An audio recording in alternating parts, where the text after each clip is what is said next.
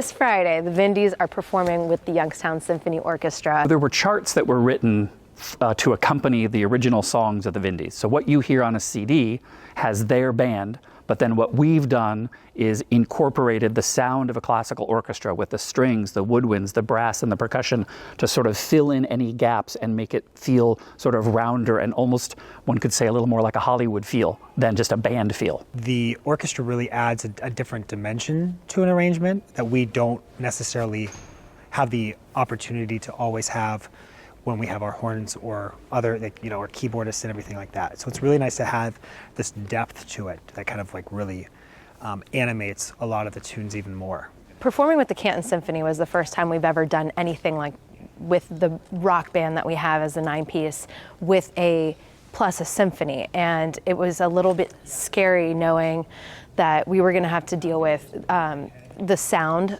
We usually have in-ear monitors, and the way that would coordinate is something that we were a little bit nervous about. So once we started getting into it after a couple of songs in, we really leaned into the sound of the strings and the percussion, and seeing and hearing these musicians play our songs that we've written. It's just the most beautiful experience, and it gives me goosebumps. There was 2 arrangers at Canton, and they're 2 younger guys that were tasked with arranging all of the Vindys tunes. So I sent them over piano charts, lyrics, any of the sheet music that we did have, and then they kind of filled in the gaps. It's always been a bucket list of ours to perform with this many musicians. It's a really cool experience, but as far as a learning curve of some kind, I really lean on John Anthony. He is our band leader in the Vindys, and he is kind of the translator between symphony vocabulary and rock band vocabulary. So that was sort of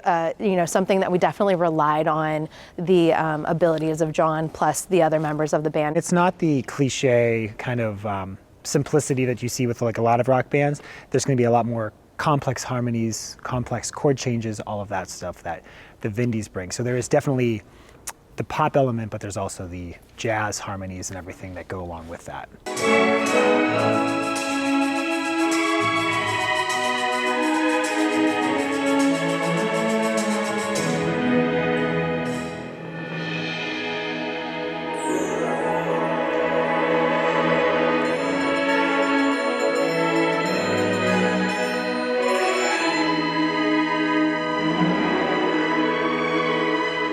I'm guessing most of the people who are coming are already fans of the Vindys.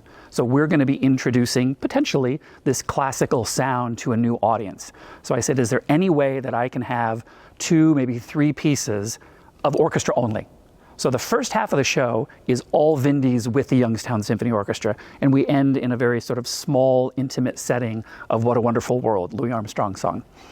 Then we start the top of the show, we start the top of the second act with an overture of Gioacchino Rossini, the Italian composer, called Il Signor Bruschino, Mr. Bruschino. It's for orchestra only, and it's exactly written for these forces, the original score.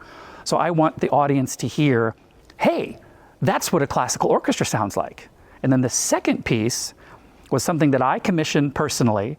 I reached out to a composer who lives in Western Pennsylvania, Dan Pertu, and we have a piece called Classical Calamities.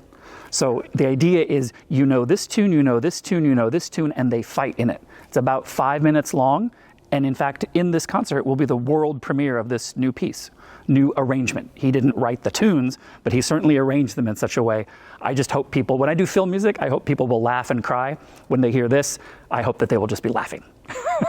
A big part of me vocally looks at artists like Adele or Celine Dion or like Billie Holiday with the big band, and so I kind of leaned towards a little bit of that in mind when I was picking my songs to sing. So there are some special moments that are going to happen throughout the night that I will lean towards the American standards. I think getting anyone in the concert hall at any time is a great opportunity. I think a lot of what we're suffering right now in our society is called fear of the unknown. It's my thing that I can get on a soapbox about. It doesn't only apply to music. It applies to a whole bunch of other things that we're not going to talk about right now, but you can let your mind wander. And I think schools are getting arts, have been getting for years and years, arts are getting cut.